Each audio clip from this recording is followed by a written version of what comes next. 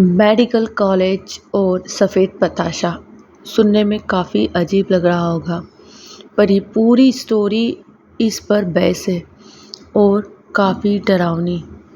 तो चलिए चलते हैं और जानते हैं इस सफ़ेद बताशे वाली कहानी का राज।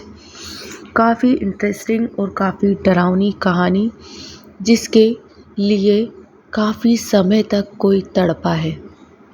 तो स्टार्ट करते हैं इस कहानी को और कहानी में चलते हैं। तो कैरेक्टर में दो लोग मेन हैं, एक तो अभिमन्यु जो सीनियर है और चेतन जो जूनियर है। तो अभिमन्यु और चेतन की ये कहानी हम स्टार्ट करेंगे। एक मेडिकल कॉलेज में सब कुछ अच्छा चल रहा था, मेडिकल लाइन में पढ़ाई हो रही थी। इतनी ही समय में जो बैच है वो आई जूनियर की। रैगिंग का टाइम चल रहा था। पहले के समय में इस समय से ज़्यादा रैगिंग होती थी, अब तो काफ़ी समय से बंद हो गई है और सरकार ने भी इसे काफ़ी सख्त मनाही कर दी है। पर हाँ, जो 2000 और 2001 के बीच की ये बात है, उसमें ये चीज़ें काफ़ी ज़्यादा थी। मेडिकल कॉलेज में अभिमन्यु ने सारे जूनियर को अपनी क्लासरूम में बुलाया और उसने कहा कि ये सब चीज़ें स्पेस काफ़ी छोटा है, आप कॉलेज के बाहर वाले ग्राउंड में सब मुझे मिलोगे रात में 9 बजे। सब ने हाँ कर दी क्योंकि उन्हें जाना था, सीनियर थे, इनका जो हुक्म था वो मानना था। अब मेडिकल कॉलेज के सामने लगा हुआ एक कब्रिस्तान है, करीबन 200 या 100 या 150 मीटर के करीब में ही होगा। मीन्स कि आप मेडिकल कॉलेज से आराम से देख सकते हैं, ऐसा कब्रिस्तान है। कब्रिस्तान में अभी कुछ नहीं हो रहा है, अभी इनको रैगिंग करवानी है स्टूडेंट से। सारे स्टूडेंट 9 बजे इकट्ठा हो गए हैं मैदान में।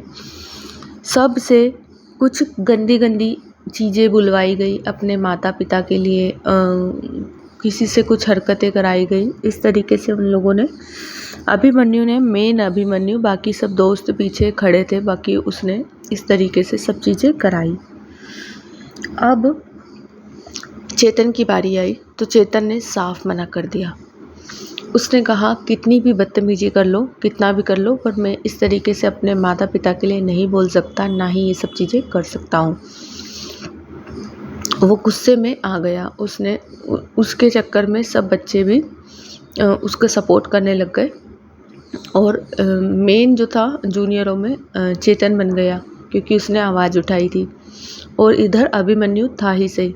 तो अभिमन्यु बोलता है, थोड़ा सा आगे जाता है वो और उसके हाथ जोड़ के बोलता है, ठीक है मुझे माफ़ कर दो, मुझसे गलती हो गई। ये सब नाटक था, पर हाँ चेतन को ये सब चीज़ें उसे बताना थी। ठीक है, उसे उस समय जाने दिया। फिर सुबह उसने एक इतना खतरनाक चैलेंज करा कि जिसके कारण चेतन जो था कई सालों तक उभरा नहीं था। अब चलते हैं उस चैलेंज की तरफ। चेतन जो था उसे कहा गया था कि तुम मुझे साबित करके बताओ कि भूत होते हैं। चेतन ने कहा जब भूत होते ही नहीं हैं तो मैं तुम्हें कैसे साबित करूं कि भूत होते हैं। तो अभिमन्यु कहता है, ठीक है मैं तुम्हें साबित करता हूं कि भूत होते हैं और तुम मुझे साबित करो कि भूत नहीं होते हैं।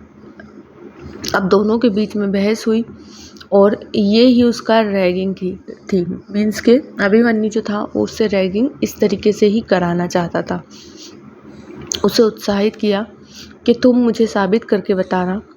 चेतन को कहा अभिमन्यु ने कि भूत नहीं होते हैं, और अभिमन्यु जो था उसे कब्रिस्तान में कई तरीके की पहले ही नेगेटिविटी महसूस हो चुकी है, नकारात्मक शक्तियाँ। और जो उसके जो दादाजी थे वो उस कब्रिस्तान में कुछ करने आते थे।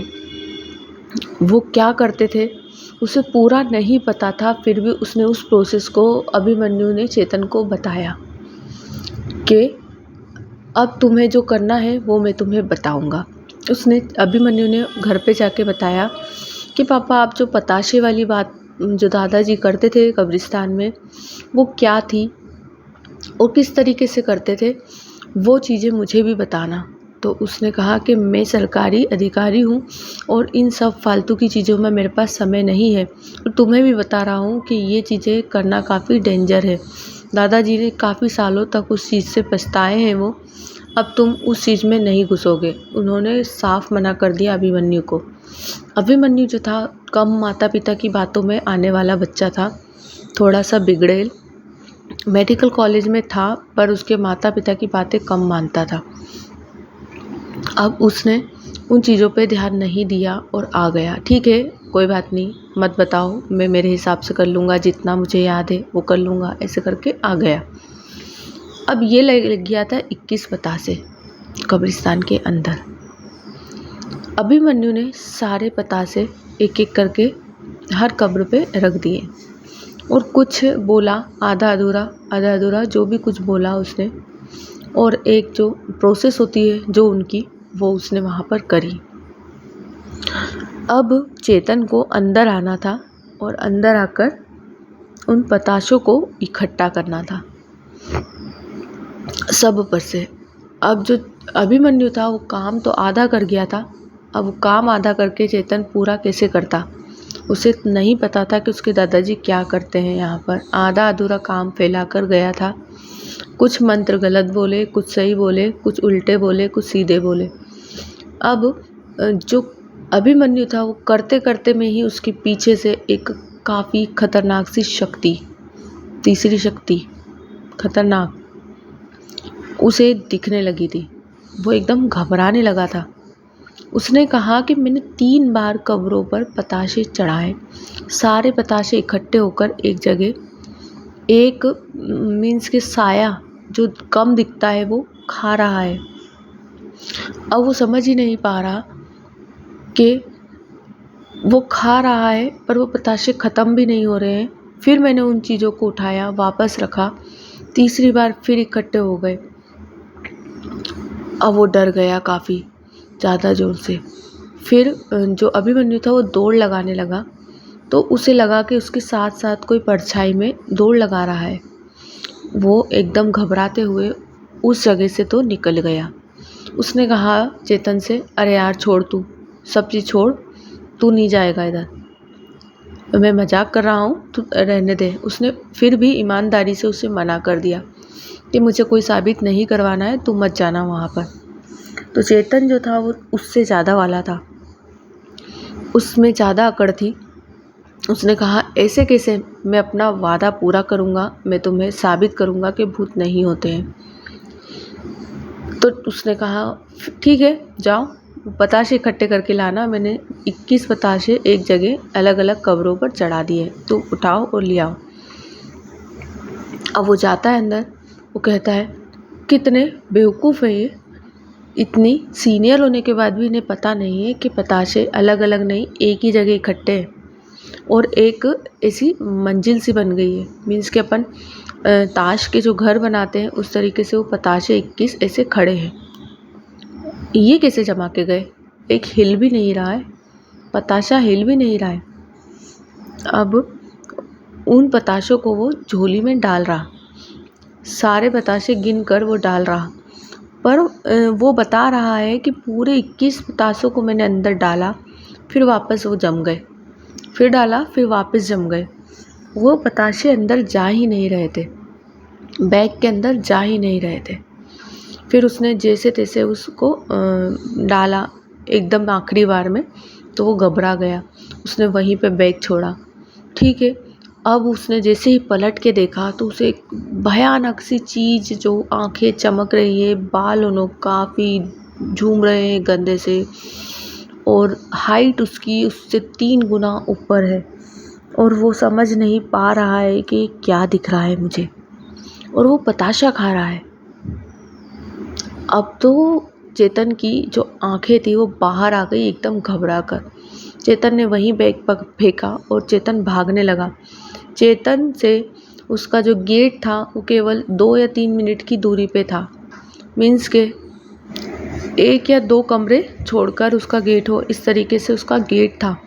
पर वो बताता है कि मैं 10 मिनट से दौड़ लगा रहा हूँ, मैं उस गेट की तरफ पहुँच ही नहीं पाया हूँ, और वो यहीं से उसके दोस्तों को चिल्ला रहा है, आवाज़ लगा रहा है। उसे दिख रहे हैं वो दोस्त सारे, पर उसकी आवाज़ वहाँ तक नहीं पहुँच पा रही थी।